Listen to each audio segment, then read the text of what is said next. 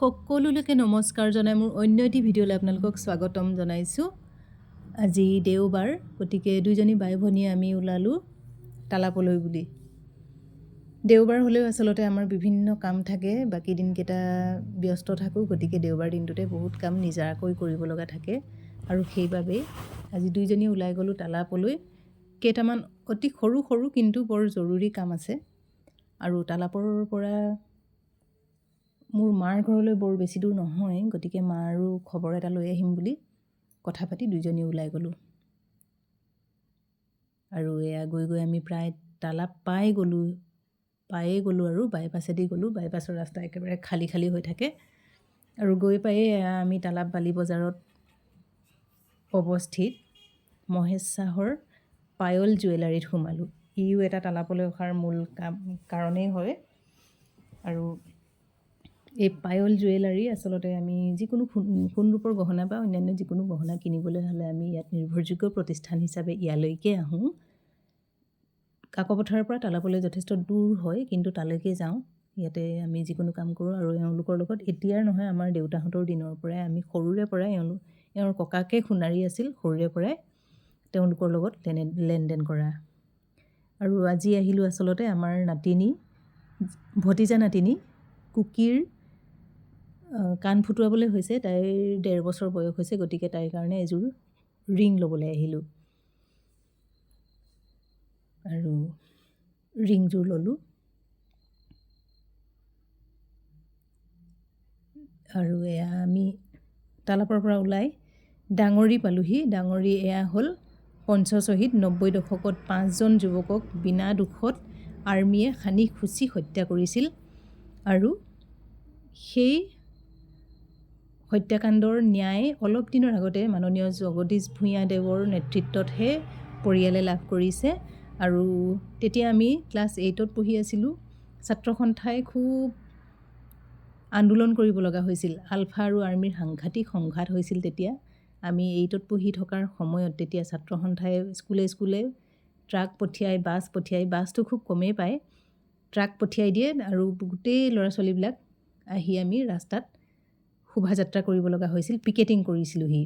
আৰু 90 দশকৰ সময়ত বৰ উত্তপ্ত পৰিস্থিতি আছিল। আলফা আৰ্মীৰ সংঘাততে বহুতো নিৰীহ যুৱক যুৱতীৰ মৃত্যু হৈছিল আৰু ইয়াতে 5জনকৈ একেলগে হত্যা কৰিছিল আৰু 5জনক একেলগে জ্বলাইছিল।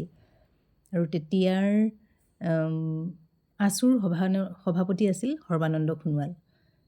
আৰু এয়া আমি আহি তিনিচুকীয়া জিলাৰ বিখ্যাত বাইথ মন্দিৰৰ মূল গেটত পাইছোঁহি। আৰু এই ৰাস্তাইদি চিধাই গ'লেই আপোনালোকে বাইথ মন্দিৰ পাবগৈ। আৰু বাইথ মন্দিৰ যোৱাৰ ৰাস্তাতে আমাৰ মাৰ ঘৰো থাকি যায়, গতিকে মেগেলা গাঁৱলৈ গুচি গৈছোঁ। আৰু এই গেটৰ পৰা বৰপথাৰলৈ প্ৰায় 7-8 কিলোমিটাৰ হয় চাগে। আৰু বিশেষ ফোন এটা অহাৰ বাবে মই পঢ়ি অহা প্ৰাথমিক বিদ্যালয়খনৰ সন্মুখতে ৰ'ব লগা হ'ল আৰু ভিডিঅ' অকণমান কৰি ল'লোঁ। আৰু এই বিদ্যালয়খনৰ পৰিৱেশটো দেখি বহুত কথাই মনত পৰি গ'ল। বহুত সুন্দৰ হৈ আছে পৰিৱেশটো। গছ লতিকা আগতেও বৰ ধুনীয়া ধুনীয়া গছ আছিল, সোণাৰু, শেৱালি আদিবোৰ। আৰু এয়া আমি আহি এয়া হ'ল মোৰ মা। আমাৰ সৰু জীয়েক দুজনীয়েহে আমি মা বুলি মাতিছিলোঁ, বাকী সকলোৱে আই বুলিয়ে মাতিছিল আৰু এতিয়াও আই বুলিয়ে মাতে। আমি দুজনীয়ে আকৌ মা বুলি মাতোঁ। আৰু মালৈ লৈ যোৱা এয়া মিঠাই দিলোঁ। মিঠাই খাই খুব ভাল পায় মা। মায়ে কৈ আছিল ওখ হ'বলৈ মন গৈছে, মানে তেওঁৰ কঁকালটো পৰিলে ইতিমধ্যে, সেইকাৰণে তেওঁ ধেমালিতে কৈছে মোৰ ওখ হ'ব নোৱাৰা হ'লোঁ বুলি। আৰু অলপ দিনৰ আগতে মাক এটা ৰেডিঅ' দি আহিছিলোঁ আৰু সেই ৰেডিঅ'ত বোলে যিকোনো কথিকাই দিয়ক বা যিকোনো বাতৰিয়ে পঢ়ক বা গান গোৱা শুনিলে কেতিয়াবা বোলে বৌ সোধে এইজনী নিকুমণি নেকি? নিকুমণি মানে মোক ঘৰত মতা নাম নিকুমণি, গতিকে মোকেই বুলি ভাবে বোলে। আৰু সেইকাৰণে বৌয়ে কৈছে তোমাৰ কিবা ভিডিঅ'কে এটা দেখাই দিয়াচোন, অকল তোমাক বুলিয়ে ভাবে ৰেডিঅ'ত, যাৰ মাত শুনিলেও তোমাক বুলিয়ে ভাবে, অকল যে পুতেকখিনি মাতটোকে শুনা বুলি ভাবে আকৌ, এনেকৈ বুলি ক'লে বৌয়ে। আৰু সেইকাৰণে মোৰ কালি আপলোড কৰা ভিডিঅ'টোকে দি দিছোঁ। ইমান একান্ত মনে শুনিছে নহয়। এটা সময়তো আমিও এনেকুৱা এটা বয়স পাৰ কৰিম চাগে, বা যদি জীয়াই থাকোঁ। জীয়াই নাথাকিলেতো উপায় নাই বাৰু, আৰু বয়স অনুপাতে মানুহৰ মনবোৰ সলনি হয়। গতিকে তেওঁৰ বয়স হৈছে মাৰ, আৰু য'তে ত'তে হয়তো জীয়েক পুতেককে দেখা পায় চাগে, সেইকাৰণে বৌ সুধি থাকে বোলে। এনেকুৱা পৰিৱৰ্তন হ'বই, আৰু এতিয়া বয়স 85-85কৈ বেছি হ'ল তেওঁৰ বয়স, 85 পাৰ কৰিলে।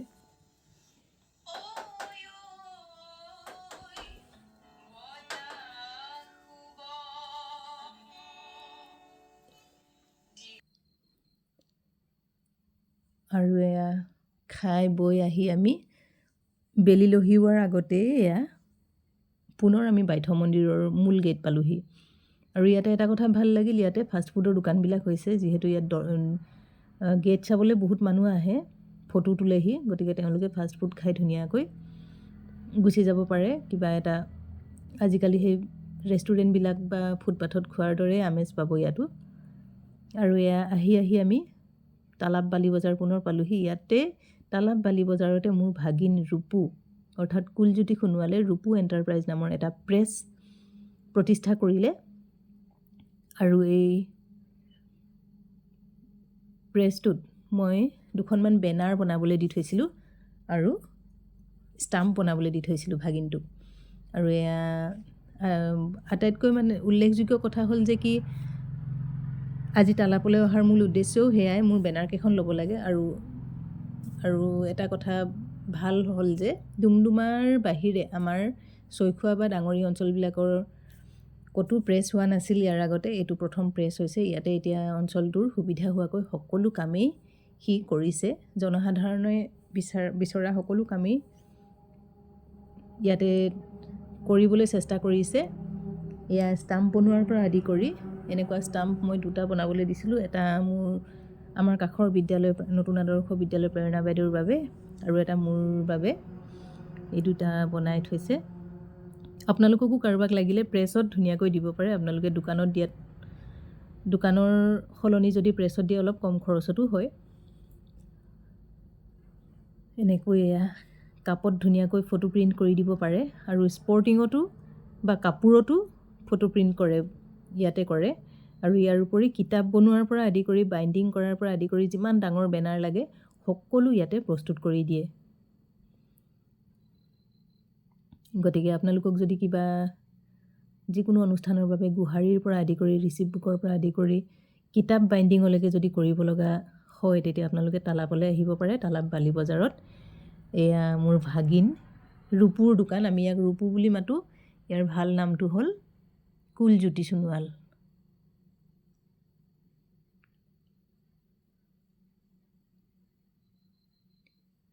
আৰু মোৰ বেনাৰ কেইবাখনো নিলোঁ, আৰু কেইখনমান বনাবলৈ আছিল। আজি তাৰে 2খন নিবলৈ আহিলোঁ।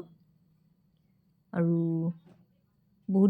বহুদিনতে বনাবলৈ দিলোঁ যদিও মই চাই দিম, মই থাকোঁতে তেতিয়া বনাবা বুলি কোৱাৰ কাৰণে সি ৰৈ আছিল বাৰু। আৰু এয়া আজি ধুনীয়াকৈ বনাই আছে। মোৰ বেনাৰকেইখনে ধুনীয়াকৈ মোৰ সন্মুখতে বনাই দিছে। আৰু ইয়াৰ আগতে প্ৰেছত সোমাই এনেদৰে কাম চোৱাৰ সৌভাগ্য হোৱা নাছিল, গতিকে কেনেকৈনো প্ৰিণ্ট কৰে সকলোবোৰ চালোঁ মেচিনত। ইমান ডাঙৰ এটা বিশাল মেচিন, ইমান ডাঙৰ মেচিন, আৰু ইয়াতে ইমান ধুনীয়াকৈ বেনাৰখিনি নিমিষতে প্ৰিণ্ট কৰি দিছে। দেখি ভাল লাগিল। ভাল এইকাৰণে লাগিল কিয়নো ইয়াৰ আগতে প্ৰেছত ইমান ধুনীয়া ধুনীয়া ডাঙৰ ডাঙৰ বেনাৰবোৰনো কেনেকৈ উলিয়াই দেখা নাছিলোঁ, আৰু আজি নিজ চকুৰে দেখিলোঁ, গতিকে ভাল লাগিল। আৰু পুনৰবাৰ কৈছোঁ, এই প্ৰেছটো আচলতে তালাব বালি বজাৰত আছে, ৰূপু এণ্টাৰপ্ৰাইজ নামেৰে। আপোনালোকক যদি প্ৰয়োজন হয় আপোনালোকে যাব, তাতে কামবিলাক কৰাব পাৰিব খুব সুন্দৰকৈ। ইয়াৰ পিছতে মই বিদ্যালয়ৰ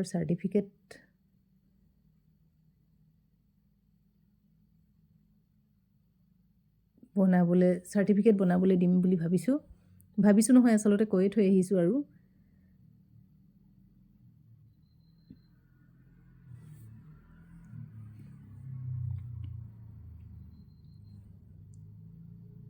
আমাৰ আমাৰ টিচাৰ্ছ প্ৰফাইল বনাব লগা আছিল আৰু পৰিচালনা সমিতিৰ বেনাৰখন বনাব লগা আছিল। এই দুখন ধুনীয়াকৈ চকুৰ সন্মুখতে ধুনীয়াকৈ বনাই দিলে।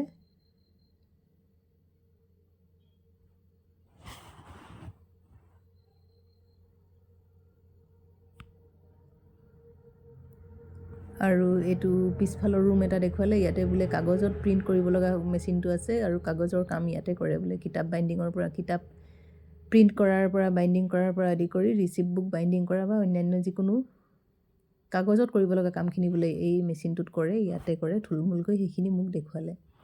আৰু ইয়াৰ পিছতে বেলি লহিওৱাৰ আগতে আমি ঘৰমুৱা হ'লোঁ। বেলি পৰাৰ আগে আগে ঘৰ পালোহি।